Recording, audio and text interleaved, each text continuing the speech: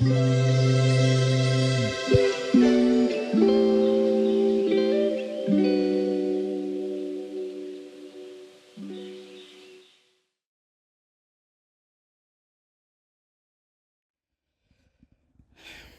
you've just heard is um, Flowers, right? One of my personal favorites from my own catalog, right? It's it's a song I made and released last year. I think I started it in June. Nah, it was in July actually. Right, I started in July, June, July. I don't remember, but my point is that last year at that point in time,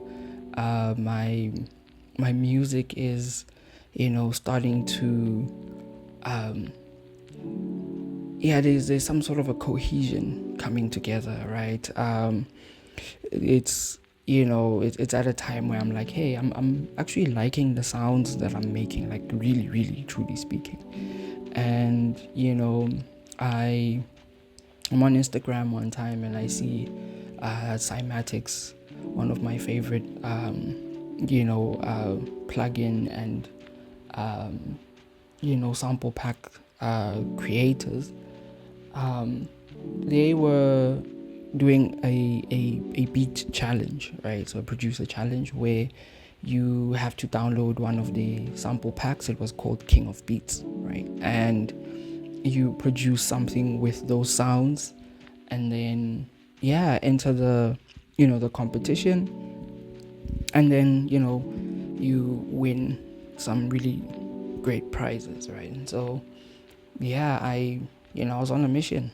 Downloaded the pack, found some really nice, very soulful, samples there. I loved the acoustic guitar, the rhythm of it, the initial sound, right? Because I know for sure I did, process it a little bit more. And the result was like, I'm like, this is beautiful, right? I was ready to be famous, right? The very next day, because I remember even listening to like, you know, I was still in the process of mixing it, but I'm like, this is so good. I played it for a couple of people around the complex where I lived at the time. I was in Centurion, and they the response was positive, and so closer towards the end of the month, I went and what you call this, I released the song, right? I put it on Spotify, started promoting it, and it was really good. Honestly, again, the feedback was quite positive. However, at that point in time, I was still operating from a place of wanting external validation, right? I released the song saying that I'm gonna be famous tomorrow, right? And with that kind of underlaying expectation, I put myself under so much pressure, right? And inevitably making the numbers matter more than the experience itself, the thing itself. Like, hey, I made a beautiful song, a song that I love to listen to, and I put it out, right? That should be enough, right? But at that point in time, I hadn't internalized that lesson, right? So that's the first story about this, about this particular song. From there, I got frustrated because the numbers were slow, and I wanted to rush everything. And so at a certain point, I decided that Spotify and all these DSPs were not for me. And so uh, I took the song down, took everything else down, and decided to kind of retreat in some way. I would say should have just stuck with it. In another way, I needed, that retreat, that going into my cocoon, right? And so somewhere in between all of this, right, I literally wake up into a new timeline, right? And yeah, within this new timeline, I realize that, wow, I I have been given a completely new life. And you know there was this level of clarity and peace, without anything around me changing, right? Things were still low-key the same somehow, but what was different was me. The feeling that, hey, this is completely new and I cannot fail, right? I cannot fail at this, not because I'm going to work myself to the bone, but because it's inevitable, right? And so that took away the pressure that I was putting on myself, in the first part, right? And so I we then moved to Sebokeng in September, because I was part of Notepad Poetry until last year at the start of 2025. So I get a call from one of the team at Notepad, like, hey dude, we're hosting an event. It's in November. It's in October, end of October. We want you to come and perform. I say anything to myself, do I really want to do that? And I end up saying, you know what, I have not performed in a while, and there's something, I feel deprived in some way. And so I end up saying, yes, I'll perform. I'll perform. And I ask, how long do I have? Like, you've got 10 minutes on stage. And I'm like, okay, cool, perfect.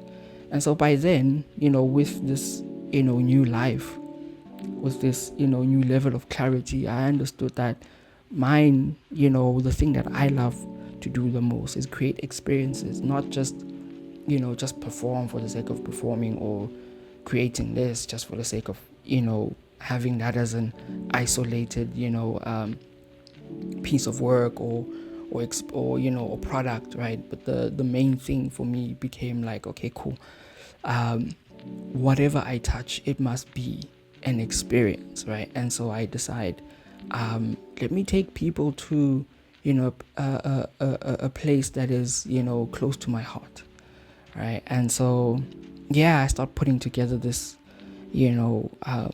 really beautiful set. I even did like an ambience, right? Because, like I said, literally a place, right?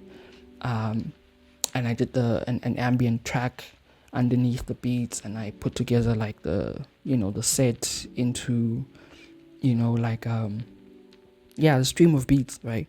And there was an arc, little meditation in between, and came the day, I had a great time, performing that song. The thing that was different, the second story there is that, it now came from a place of devotion, and no longer from a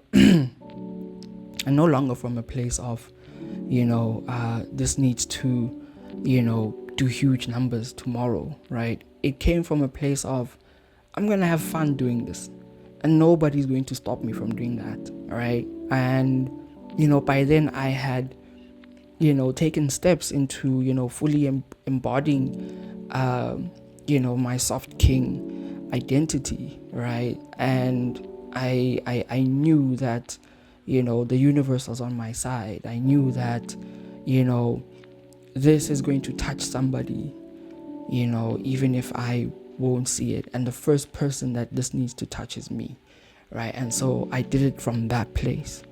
And so come the day I get on stage, the the sound was not tweaked to my personal taste. It yeah the the most of the ambience got lost, right? Which was okay with me. I was like, okay, as long as they can hear the beat and the low end is quite decent, it's like, hey, we push on, right? And yeah, what was beautiful about that moment is like, my wife and daughter were also at the event. You can actually hear her in the video there in the background. And also one of my friends, actually he's the one who took the video, right? He took it with his phone. And yeah, dude, like I had a great time. There was still a part of me that was looking for some sort of validation, but it wasn't as strong as it was a few months prior, right? It was now a thing of like, I did it. The main validation comes from me. Like, I enjoyed doing this, and that's all that matters, right? And my family was there to witness it, because they had been seeing me rehearse. Sometimes they join in, right? And now they're seeing the final thing, right? So yeah, Flowers is it's a yeah, it's so close to my heart in that way, and I appreciate that you are here, and you are experiencing this, with me. And yeah, it's just one of those stories that when I think about, or whenever I play the song, it makes me realize that, again, you cannot fail, right? The main thing is that I just keep showing up for it. That's what devotion is for me, right? Yeah, I think if you are curious about what I mean around devotion, check out this video. And yeah, if you are a creative, bear with me, I'm learning. If you are a creative, I just want you to know that you aren't alone, right? That you have support, and that there is a path for you, and the world does need your creativity, even if you aren't posting it on social media or sharing it, but just you sitting down to create, right? That's what the world needs. Just a reminder for myself. I'll see you in the next one.